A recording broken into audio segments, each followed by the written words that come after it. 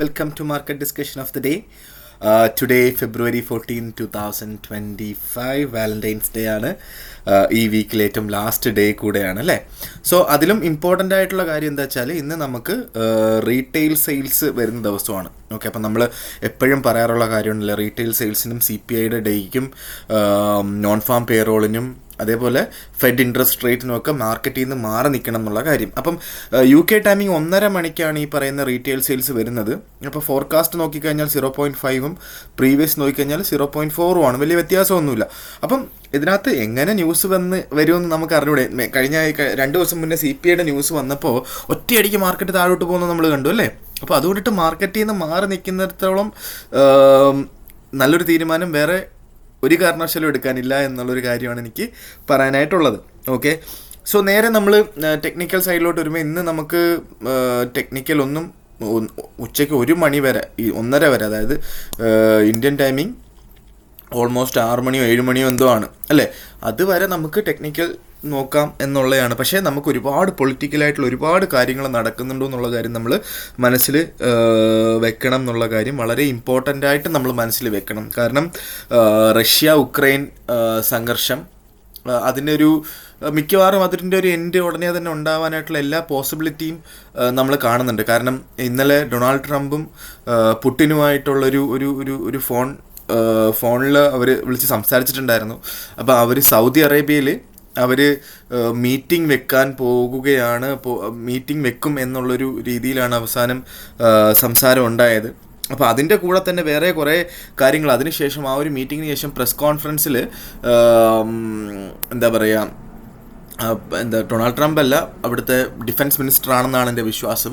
അപ്പോൾ പുള്ളിക്കാരൻ പറഞ്ഞത് എന്താ വെച്ചാൽ, അതായത് US-ലെ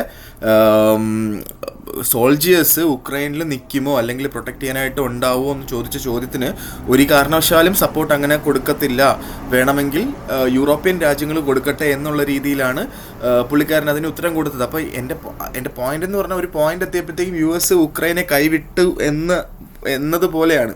ഓക്കെ, സോ അത് എന്താകും, ഈ സീസ് ഫയർ വരാൻ നേരത്തെ എന്താകും എന്നുള്ള കാര്യം അറിയില്ല. അത് എന്താ പറയുക, പണ്ട് സെക്കൻഡ് വേൾഡ് വാറിൽ റഷ്യയും US-ഉം നിന്നതുപോലെ ഒരു വലിയൊരു പവറായിട്ട്, വേൾഡിനെ ഭരിക്കുന്ന ഒരു പവറായിട്ട് നിലകൊള്ളും റഷ്യയും US-ഉം എന്നുള്ള ഒരു കാഴ്ചപ്പാടിലാണ് അത് ആക്ച്വലി അതിൻ്റെ ഒരു പോക്കെന്നൊക്കെ പറഞ്ഞു കഴിഞ്ഞാൽ. അപ്പോൾ അതിൻ്റെയൊക്കെ ഒരു ബ്രോഡർ പിക്ചറൊക്കെ നമുക്ക് കുറച്ച് കഴിയുമ്പോഴേ നമുക്ക് അറിയാൻ പറ്റുള്ളൂ.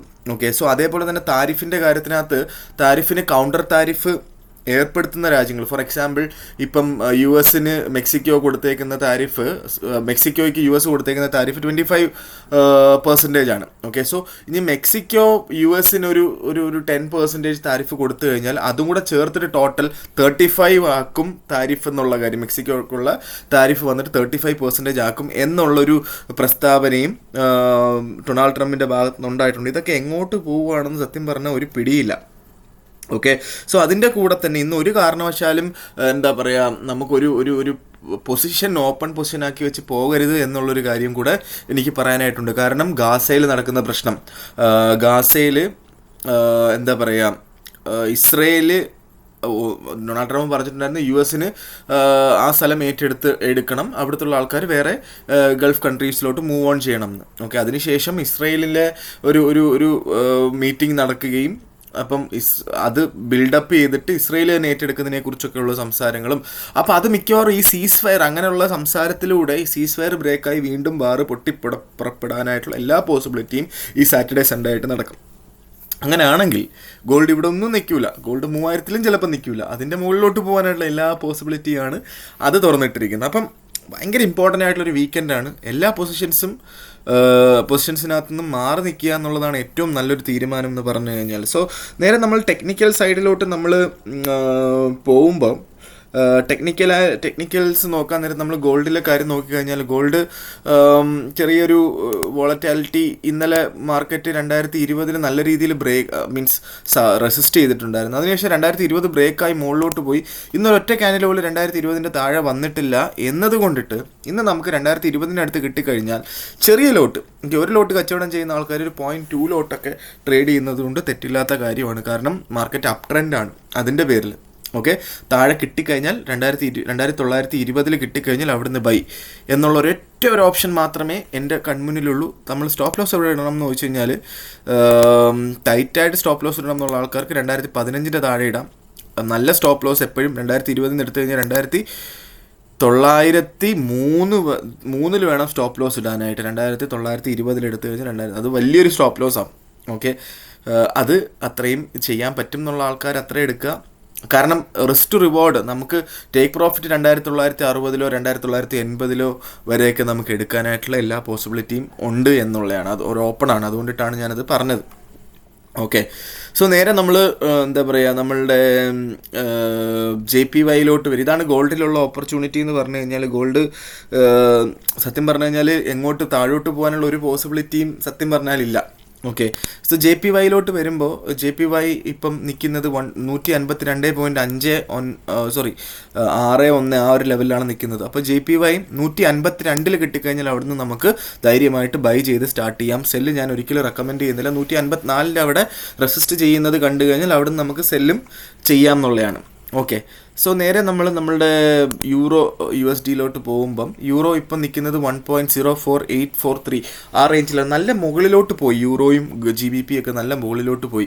1.0500 നല്ലൊരു റെസിസ്റ്റൻസ് ആവാനുള്ള എല്ലാ പോസിബിലിറ്റി ഉണ്ട്. ഓക്കെ, സോ അറ്റ്ലീസ്റ്റ് ഒരു മാർക്കറ്റ് ഓപ്പണിങ്സിനെങ്കിലും അത് മുകളിലോട്ട് പോയിട്ട് അത് റെസ്റ്റ് ചെയ്യുന്നെന്ന് കണ്ടു കഴിഞ്ഞാൽ നമുക്ക് 1.0482 സെല്ല് ചെയ്യാൻ വേണമെങ്കിൽ റിസ്കി സെല്ലാണ്. കാരണം യൂറോ മുകളിലോട്ട് പോകാനുള്ള അപ് ട്രെൻഡായിട്ട് നിൽക്കുന്ന ഒരു പെയറാണ് യൂറോ USD എന്ന് പറയുന്നത്.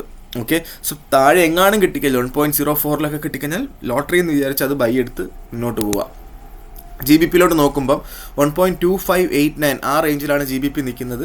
1.2500 അടുത്ത് വെച്ച് നമ്മൾ മാർക്കറ്റിൽ കിട്ടിക്കഴിഞ്ഞാൽ വീണ്ടും നമുക്ക് ബൈ ചെയ്യാം. കാരണം 1.2500 ഒരു നല്ലൊരു റെസിസ്റ്റൻസ് ആണ് എന്ന് നമുക്ക് ഉറപ്പിക്കണം എന്നുണ്ടെങ്കിൽ നേരത്തെ അത് നല്ലൊരു റെസിസ്റ്റൻസ് ആയിരുന്നു. ഇപ്പോൾ ഈസി ആയിട്ട് ആ മാർക്കറ്റ് അങ്ങോട്ടും ഇങ്ങോട്ടും പോകുന്ന ഒരു കാഴ്ചയൊക്കെ നമുക്ക് കാണാം. അപ്പോൾ എന്തായാലും 1.2500 താഴെയായിട്ട് മാർക്കറ്റിൽ വേറെ എന്താ പറയുക ക്യാൻഡിൽസ് ഒന്നും പോയില്ല എന്നുണ്ടെങ്കിൽ അവിടെ നമുക്ക് 1.2500 എടുത്ത് വെച്ച് ബൈ ചെയ്യാം എന്നുള്ളതാണ്. ഓക്കെ, 1.2450 താഴെയായിട്ട് സ്റ്റോപ്പ് ലോസ് വെക്കണം എന്നുള്ളൊരു കാര്യം മാത്രം മനസ്സിൽ വെച്ചുകൊണ്ട് ട്രേഡ് എടുക്കുക എന്നുള്ളതാണ്. ഓക്കെ, സോ ഇതാണ് എനിക്ക് ഇന്നത്തെ ദിവസം മാർക്കറ്റിനെ കുറിച്ച് പറയാനായിട്ടുള്ളത്.